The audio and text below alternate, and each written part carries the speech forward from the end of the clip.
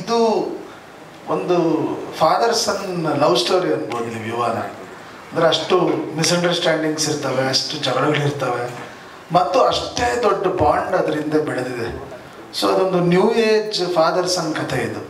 So ನಾವು first ಹಾಫ್ನ design ಮಾಡೋ ರೀತಿ ಯೂತ್ ಡ್ರಿವನ್. ನೀವು ನೋಡಿದಂಗೆ ಮುಂದೆ ಹಿಂದಿನ 2 ಹಾಡುಗಳು ಬಂತಲ್ಲ, ಟೀಸರ್ ಬಂತಲ್ಲ, ಆ ಥರದ್ದು ಟ್ರೈಲರ್ ಬಂದಾಗ ನಿಮ್ಗೆ ಅರ್ಥ ಆಗ್ಬಿಡುತ್ತೆ. ಇದು ಒಂದು ನಮಗೆ ಜಗತ್ತಿಗೆ ಪರಿಚಯಿಸೋ ತಾಯಿ, ಬದುಕಿಗೆ ಪರಿಚಯಿಸೋ ತಂದೆ.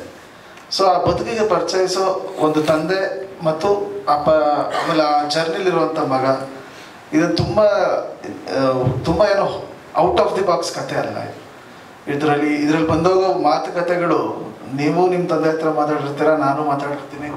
ಆ ಥರದ್ದೊಂದು ಸಿನಿಮಾ ಒಂದು ಫ್ಯಾಮಿಲಿ ಸುತ್ತ, ಅಂದರೆ ಒಂದು ಪಕ್ಕಾ ಮಿಡಲ್ ಕ್ಲಾಸ್ ಎಂಟರ್ಟೈನ್ಮೆಂಟ್ ಇರುವಂಥ ಸಿನಿಮಾ. ಅಂದರೆ ಒಂದು ಮಿಡಲ್ ಕ್ಲಾಸ್ ಬದುಕು ಮತ್ತು ಅಲ್ಲಿರುವಂಥ ಸಂಬಂಧದಲ್ಲಿರುವಂಥ ಸಂಘರ್ಷಗಳು ಮತ್ತು ತಂದೆ ಮಗನ ಮಧ್ಯೆ ಇರುವಂಥ ಒಂದು ಮಿಸ್ಅಂಡರ್ಸ್ಟ್ಯಾಂಡಿಂಗ್ ಆಗ್ಬೋದು, ಜಗಳ ಆಗ್ಬೋದು, ವಾದ ವಿವಾದ ಆಗ್ಬೋದು, ಮತ್ತು ಅದರಿಂದ ಇರೋ ದೊಡ್ಡ ಒಂದು ಕಾಳಜಿ, ಪ್ರೀತಿ, ಅದರ ರಿಯಲೈಸೇಷನ್ನೇ ಯುವ.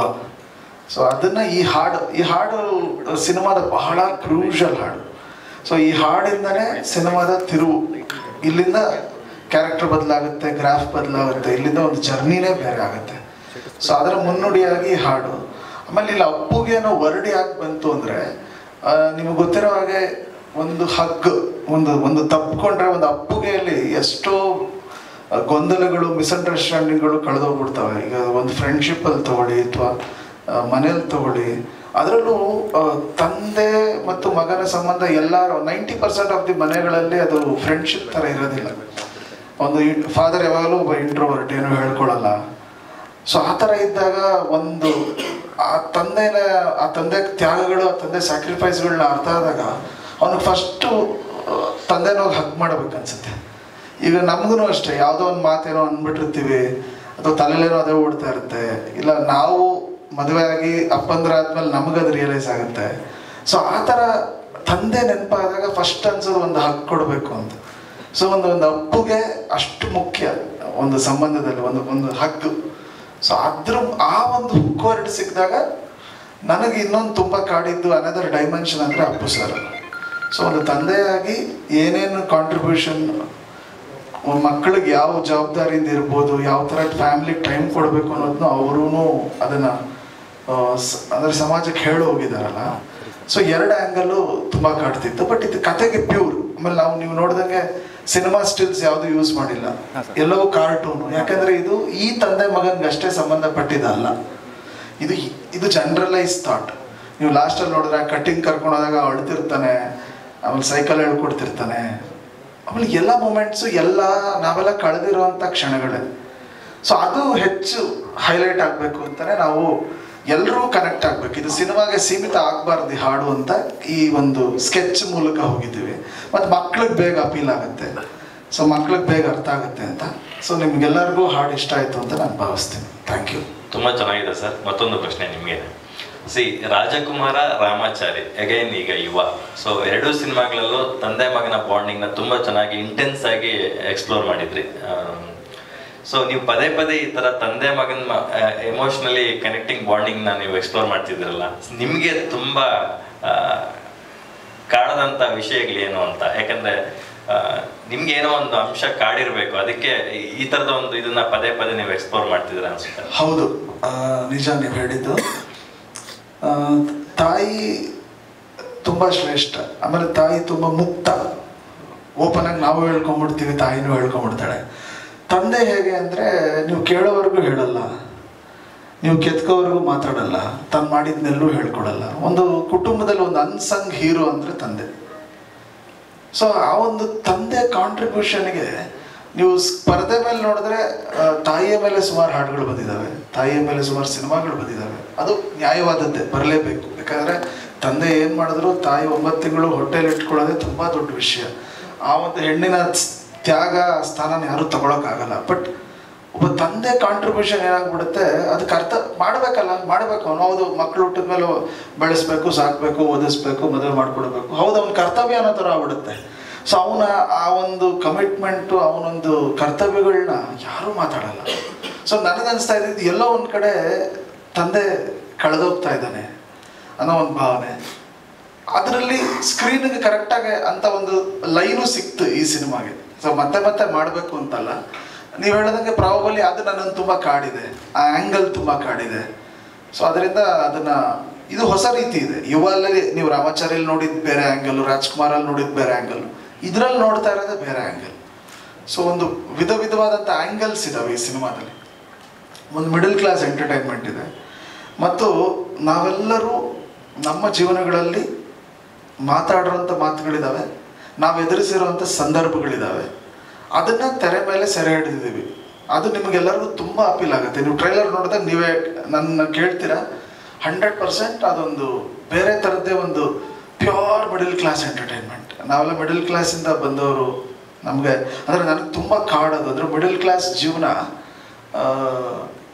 ಎಂಥದಂದರೆ ಅದು ಇನ್ನೊಬ್ಬನ ಹತ್ರ ಹೇಳ್ಕೊಳಕ್ಕೂ ಆಗಲ್ಲ, ಇನ್ನೊಬ್ಬನ ಮುಂದೆ ಸಹಾಯ ಕೇಳೋಕ್ಕೂ ಆಗಲ್ಲ, ಸಹಾಯ ಕೇಳಿದ್ನ ಬೇರೆ ಥರ ಪ್ರೊಜೆಕ್ಟ್ ಮಾಡೋ ಅಂಥದ್ದು ಇರುತ್ತೆ. ಸೊ ಆ ಒಂದು ಥಿನ್ ಲೈನ್, ತುಂಬ ಸೆನ್ಸಿಟಿವ್ ಅಂದರೆ ಮಿಡಲ್ ಕ್ಲಾಸ್ ಬದುಕು. ಸೊ ಅದನ್ನು ಈ ಸಿನಿಮಾದಲ್ಲಿ ತುಂಬ ಚೆನ್ನಾಗಿ ಹೇಳಿದ್ದೀವಿ. ಮತ್ತು ಕುಟುಂಬ ಸಮೇತರಾಗಿ ನೋಡಿದಾಗ ಆ ಒಂದು ಕಿಕ್ಕೇ ಬೇರೆ ಈ ಸಿನಿಮಾ. ಇದು ಸಿನಿಮ್ಯಾಟಿಕ್ ಆಗಿರೋದಿಲ್ಲ, ತುಂಬ ರಿಯಲಿಸ್ಟಿಕ್ ಅಪ್ರೋಚ್ ಇರುತ್ತೆ ಈ ಸಿನಿಮಾದಲ್ಲಿ. ಸೊ ಸಿನಿಮಾಯಿಂದ ಆಚೆ ಬರ್ತಾ ನಮ್ಮ ಬದುಕಿನ ಕೆಲವು ಸಂದರ್ಭಗಳು ಮತ್ತು ಕೆಲವು ಮಾತುಗಳು ಮತ್ತು ತಂದೆಯೊಂದಿಗೆ ನಡೆದಂಥ ಒಳ್ಳೆಯ ವಿಚಾರಗಳು, ಜಗಳಗಳು ಎಲ್ಲವೂ ಒಂದ್ಸತಿ ಬಂದೋಗುತ್ತೆ. ಅಂದರೆ ನೀವು 100% ಸಿನಿಮಾಯಿಂದ ಆಚೆ ಬಂದಮೇಲೆ ಯು ಫೀಲ್ ಲೈಕ್ ಒಂದ್ಸತಿ ನಮ್ಮ ಅಪ್ಪನ ಹತ್ರ ಮಾತಾಡಬೇಕು ಅಂತ ಅನಿಸುತ್ತೆ, ಒಂದು ಫೋನ್ ಕಾಲ್ ಮಾಡೋಣ ಅನ್ಸುತ್ತೆ, ಒಂದು ಮೆಸೇಜ್ ಹಾಕೋಣ ಅನ್ಸುತ್ತೆ. ಆ ಒಂದು ಫೀಲ್ನ ಯುವ ಕೊಡುತ್ತೆ, ಖಂಡಿತ ಕೊಡುತ್ತೆ.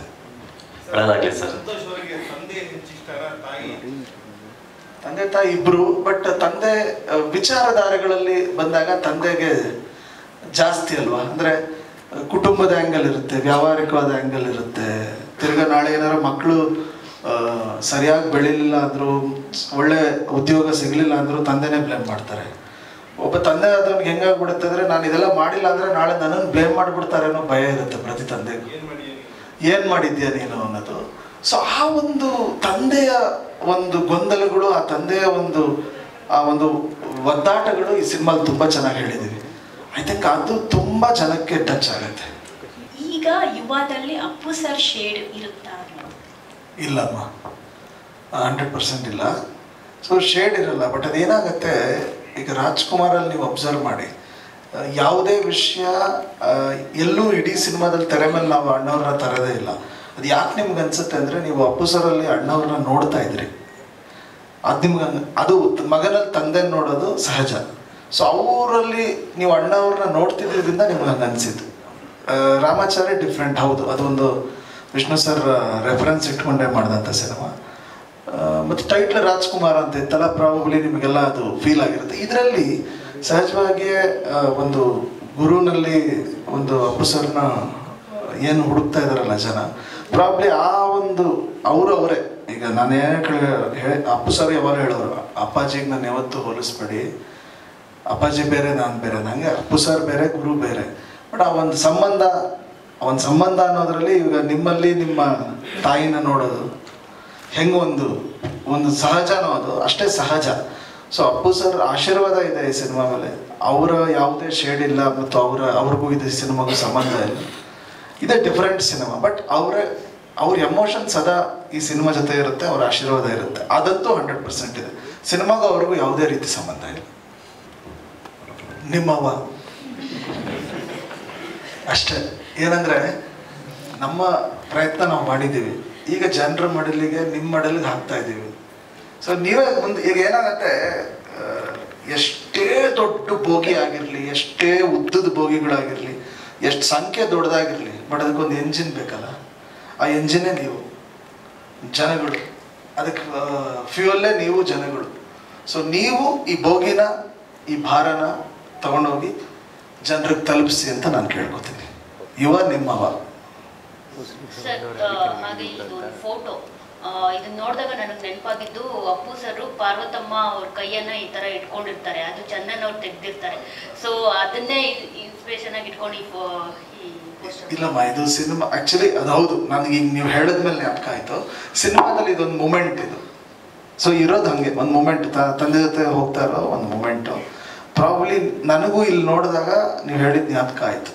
ಸೊ ಅದು ಹಾಗೆ ಅಲ್ವಾ, ಒಂದು ಜವಾಬ್ದಾರಿ ಅಂತ ಬಂದಮೇಲೆ ತಂದೆ ತಾಯಿಗೆ ಒಂದು ಕೈ ಹಿಡಿದು, ಅವ್ರು ನಮ್ಮನ್ನು ಕೈ ಹಿಡಿದು ಕರ್ಕೊಂಡ್ಬಂದಿರ್ತಾರೆ. ಒಂದು ಘಟ್ಟಕ್ಕೆ ಹೋದ್ಮೇಲೆ ನಾವು ಅವ್ರ ಕೈ ಹಿಡಿದು ಕರ್ಕೊಂಡು ಹೋಗ್ಬೇಕು. ಅದೊಂದು ಸೈಕಲ್, ಆ ಸೈಕಲ್ನ ಯುವ ನೆನಪಿಸುತ್ತಮ್ಮ ಎಲ್ಲರಿಗೂ. ಏನು ಅಂದ್ಕೊಂಡ್ವಿ ಅಂದರೆ ನಾವು ಫಸ್ಟ್ ಸಿನಿಮಾ ಮೊದಲನೇ ಹೆಜ್ಜೆ ಇವತ್ತು ನಮ್ಮಲ್ಲೇ ಇರಬೇಕದು. ಅದು ಕನ್ನಡಿಗರಿಗೆ ಇರಬೇಕು, ಕನ್ನಡ ಸಿನಿಮಾನೇ ಆಗಿರಬೇಕು. ಸೊ ಅದು ಕನ್ನಡದಲ್ಲೇ ಮೊದಲನೇ ಹೆಜ್ಜೆ ಇಡಬೇಕು, ಈ ಜನಕ್ಕೆ ಸಿನಿಮಾ ಮಾಡಬೇಕು ಅಂತಲೇ ಮಾಡಿದ್ದಿದ್ದು. ಯಾಕಂದರೆ ಈ ಕುಟುಂಬನ ನಿಮಗೆ ಗೊತ್ತು, 5 ದಶಕಗಳಿಂದ ಹರಿಸ್ತಾ ಇರೋದು ಕನ್ನಡಿಗರು, ಬೆಂತಡ್ತಾ ಇರೋದು ಕನ್ನಡಿಗರು. ಸೊ ಆ ಕನ್ನಡಿಗರಿಗೆ ಈ ಸಿನಿಮಾ ಮಾಡಬೇಕು ಅಂತಲೇ ಮಾಡಿದ್ದು. ಬೇರೆ ಭಾಷೆಗಳಲ್ಲಿ ಅದು ಪ್ರಾಬಬ್ಲಿ ಇಲ್ಲಿನ ಒಂದು ರಿಯಾಕ್ಷನ್ ಮೇಲೆ ಪ್ರಾಬ್ಲಿ ಅವ್ರಿಗೆ ಪ್ಲ್ಯಾನ್ಸ್ ಇರುತ್ತೆ. ನಾನು ಅದ್ರ ಬಗ್ಗೆ ಹೆಚ್ಚಾಗಿ ಡಿಸ್ಕಸ್ ಮಾಡಿಲ್ಲ. ಕಾರಣ ಇದು ಪ್ರತಿ ಕನ್ನಡದ ಮನಗಳಿಗೆ ತಲುಪಿಸುವಂಥ ಪ್ರಯತ್ನ ನಮ್ಮ ಕಡೆಯಿಂದ ಇರಬೇಕು ಅಂತ ನಾವು ಅದ್ರ ಮೇಲೆ ಹೆಚ್ಚು ಫೋಕಸ್ಡ್ ಆಗಿದ್ದೀವಿ.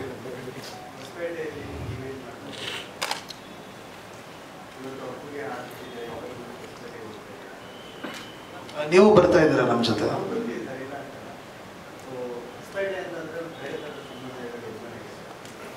ಹೌದು, ಅದು ಕಲೆಕ್ಟಿವ್ ಡಿಸಿಷನ್ ಅಲ್ಲಿ ಮಾಡಬೇಕು ಅಂತ. ಟಗರು ಲಾಸ್ಟ್ ಆಗಿತ್ತಂತಲ್ಲಿ. ಸೊ ಮತ್ತು ಆ ಜನಗಳ ಪ್ರೀತಿ ವಿಶ್ವಾಸ ಅದು ಎಂಟೈರ್ ಕರ್ನಾಟಕ ಇದೆ, ಬಟ್ ಆದರೂ ಅಲ್ಲಿ ಮಾಡಬೇಕು ಅನ್ನೋದು ಒಂದು ಟೀಮ್ನ ಡೆಸಿಷನ್ ಆಯಿತು. ಸೊ ಎಲ್ಲರೂ ಖುಷಿಯಿಂದ ಒಪ್ಪಿ ಅದನ್ನು ಪ್ರೊಡಕ್ಷನ್ ಕೂಡ ಅದನ್ನ ಇನಿಷಿಯೇಟಿವ್ ತಗೊಂಡು ಮುಂದುವರಿಸಿದೆ. ಸೊ 23ಕ್ಕೆ ನಿಮ್ಮೆಲ್ಲರ ಸಮ್ಮುಖದಲ್ಲೇ ಈ ಚಿತ್ರದ ಪ್ರೀ ರಿಲೀಸ್ ಇವೆಂಟ್ ಹಾಸ್ಪಿಟಲ್ ನಡೆಯುತ್ತೆ. ಇದರಲ್ಲಿ ಪಾತ್ರನೇ ಯುವ ಅಂತ ಒಂದು ಪಾತ್ರ ಇದೆಯಲ್ಲ, ಆ ಪಾತ್ರನೇ ತುಂಬ ಸ್ಟ್ರಾಂಗ್ ಪಾತ್ರ, ಅಂದರೆ ತುಂಬ ವೈಬ್ರೆಂಟ್ ಪಾತ್ರ ಅದು. ಸೊ ಆ ಪಾತ್ರದ ವೈಬ್ರೆನ್ಸ್ಗೆ ಎಷ್ಟು ಬೇಕೋ ಅಷ್ಟು ಇಂಟೆನ್ಸಿಟಿನ, ಅಷ್ಟು ಒಂದು ಆ್ಯಕ್ಷನ್ನ, ಒಂದು ಮೋಲ್ಡನ್ನ ಅಲ್ಲಿಗೆ ನಾವು ಸೀಮಿತ ಮಾಡಿದ್ದೀವಿ. ಸೊ ಇದು ಆ ಪಾತ್ರ, ಇದು it's a character driven film, ಒಂದು ಪಾತ್ರದ ಸುತ್ತ ನಡೆಯುವಂಥ ಕತೆ. ಸೊ ಆ ಇಂಟೆನ್ಸಿಟಿ ನಿಮಗಿರ್ತದೆ. ಒಂದು ಯೂತಲ್ಲಿ ಒಂದು ರೇಜ್ ಇರುತ್ತೆ ಗೊತ್ತಾ, ಸೊ ಆ ರೇಜ್ ತುಂಬ ಚೆನ್ನಾಗಿ ಕಾಣುತ್ತೆ. ಇದು ಸ್ಟಾರ್ಡಮ್ ಅಲ್ಲ, ಇನ್ನೊಂದಲ್ಲ, ಮತ್ತೊಂದಲ್ಲ, ರೇಜ್. ಸೊ ಆ ರೇಜ್ನ ತುಂಬ ಚೆನ್ನಾಗಿ ಇದರಲ್ಲಿ ಪೋರ್ಟ್ರೇ ಮಾಡಿದ್ದೀವಿ. ಅದು ಪ್ರಾಬಬ್ಲಿ ಎಲ್ಲ ಯೂತ್ಗೂ ಕನೆಕ್ಟ್ ಆಗುತ್ತೆ, ಆ ರೇಜ್. ಸೊ ಯೂತ್ ಅಂದಮೇಲೆ ಆ ರೇಜ್ ಇರಲೇಬೇಕು. ಕಾಲೇಜ್ ಡೇಸಲ್ಲಿ ಕಾಲೇಜಲ್ಲಿ ನಡೆಯೋ ಜಗಳಗಳಾಗ್ಬೋದು, ಗ್ಯಾಂಗ್ ವಾರ್ಗಳಾಗ್ಬೋದು, ಆ ಥರ ಎಷ್ಟೋ ಕಾಲೇಜ್ ಎಲಿಮೆಂಟ್ಸ್ ಈ ಸಿನಿಮಾದಲ್ಲಿದ್ದಾವೆ. ಅಲ್ಲಿ ತುಂಬ ವೈಬ್ರೆನ್ಸ್ ಇರುತ್ತೆ, ತುಂಬ ರೇಜ್ ಇರುತ್ತೆ. ಅದನ್ನು ತುಂಬ ಲೌಡಾಗಿ ಹೇಳಿದ್ದೀವಿ. ಆ ಥರ ಟ್ರೀಟ್ಮೆಂಟ್ ಆಗಿದೆ. ಬಿಕಾಸ್ ನೀವು ಹೇಳ್ದಂಗೆ ಮೊದಲನೇ ಸಿನಿಮಾ ಅದೊಂದು ಪಾತ್ರಕ್ಕೆ ಸೀಮಿತ ಆಗಿದ್ದೀವಿ. ಸೊ ಪಾತ್ರ ಬಿಟ್ಟು ಹೊರಗಡೆ ಬಂದಿಲ್ಲ. ಆ ಪಾತ್ರ ಏನೇನು ಮಾಡಬೇಕು, ಅದು ಯಾವ ರೇಜ್ಗೆ ಹೋಗ್ಬೇಕು, ಅದ್ರ ಸುತ್ತ ಅಷ್ಟು ದೊಡ್ಡ ಚಾಲೆಂಜಸ್ ಕಥೆಯಲ್ಲಿ ಬಿಲ್ಡ್ ಆಗಿರೋದ್ರಿಂದ ಆ ಪಾತ್ರನೂ ತುಂಬ ಚೆನ್ನಾಗಿ ಬಿಲ್ಡ್ ಮಾಡಿದ್ದೀವಿ.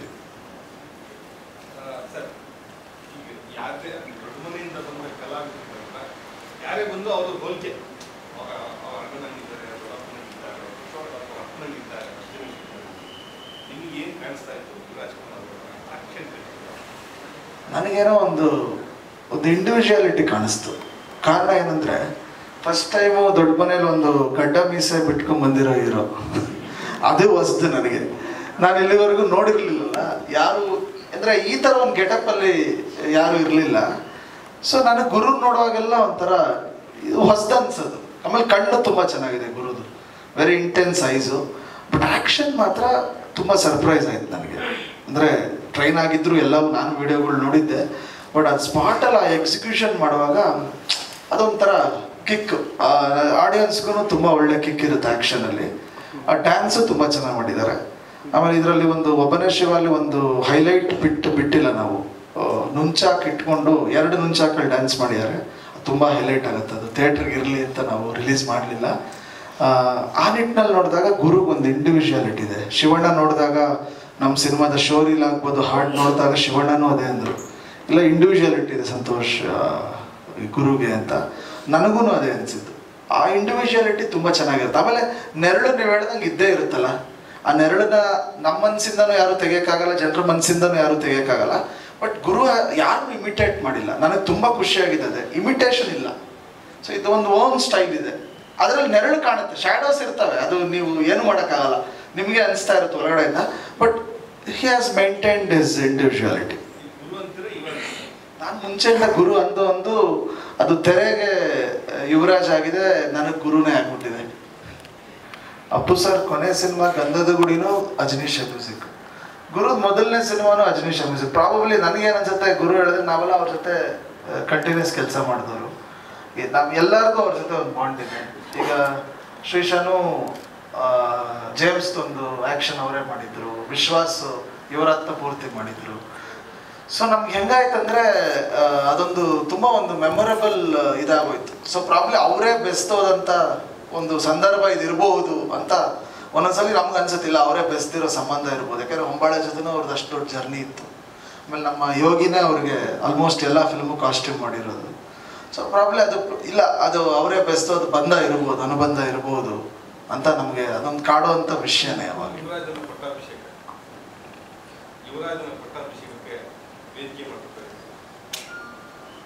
ಪ್ರಾಬಬ್ಲಿ ಅದು ನೀವು ಅಭಿಮಾನದಿಂದ ಹೇಳ್ತಾ ಇದ್ದೀರಾ. ನನಗೇನನ್ಸುತ್ತೆ, ಅವರೊಂದು ದಾರಿ ತೋರಿಸಿದ್ದಾರೆ, ಯಶೋಂದ ಬೇ ಹಿಂಗೆ ನಡಿಬೇಕು, ಹಿಂಗಿರಬೇಕು ಅಂತ. ಪ್ರಾಬಬ್ಲಿ ಆ ದಾರಿನಲ್ಲಿ ಸುಮಾರು ಜನ, ಈಗ ನೋಡಿ ನಾಡಿದ್ದು ಅವ್ರ ಬರ್ತ್ಡೇ ಸ್ಫೂರ್ತಿ ದಿನ ಅಂತ ನಾವು ಆಚರಿಸ್ತೀವಿ. ಸುಮಾರು ಯೂತೂ ಇವತ್ತು ಇಂಡಸ್ಟ್ರಿಲಿರೋ ಯಂಗ್ ಆ್ಯಕ್ಟರ್ಸ್ ಎಲ್ಲರೂ ಅವ್ರ ಪಾತ್ನ ಫಾಲೋ ಮಾಡ್ತಾರೆ. ನೀವು ಯಾರೇ ನೋಡ್ಬೋದು, ಬಿಗ್ ಬಾಸಲ್ಲಿ ಗೆದ್ದರು, ಇನ್ನೆಲ್ಲೋ ಗೆದ್ರೂ ಬಂದು ಗೆದ್ದವರೆಲ್ಲ ಬಂದು ಅವರ ಒಂದು ಪುಣ್ಯ ಭೂಮಿಗೆ ಹೋಗಿ ಒಂದು ವಿಸಿಟ್ ಆಗಿ ಬರೋದ್ರ ಅರ್ಥ ನನಗೇನು ಅನ್ಸುತ್ತೆ ಅಂದರೆ ಆ ಒಂದು ಇನ್ಸ್ಪಿರೇಷನ್. ಸೊ ಅದು ಯೂತ್ಗೆ, ಇವತ್ತು ಯೂತಲ್ಲಿರೋ ಆ ಸ್ಪೀಡು, ರೇಜು, ಆ್ಯಟಿಟ್ಯೂಡಲ್ಲಿ ಎಲ್ಲೋ ಒಂದು ಕಡೆ ಆ ಸೌಮ್ಯತೆ, ಸಹಜತೆ ಮತ್ತು ಆ ಸಿಂಪ್ಲಿಸಿಟಿನ ನಾವು ಅಳವಡಿಸ್ಕೋಬೇಕು ಅಂತ ಅವ್ರು ಹೇಳಿದ್ದಾರೆ ಅನಿಸುತ್ತೆ. ಪ್ರಾಬ್ಲಿ ಅವರು ದಾರಿ ತೋರಿಸಿದ್ದಾರೆ, ಆ ದಾರಿಲಿ ಸುಮಾರು ಜನ ಹೋಗ್ತಿದ್ದಾರೆ, ಅವ್ರ ಜೊತೆ ಗುರುನು ಹೋಗ್ತಿದ್ದಾರೆ ಅನ್ಸುತ್ತೆ ನನಗೆ.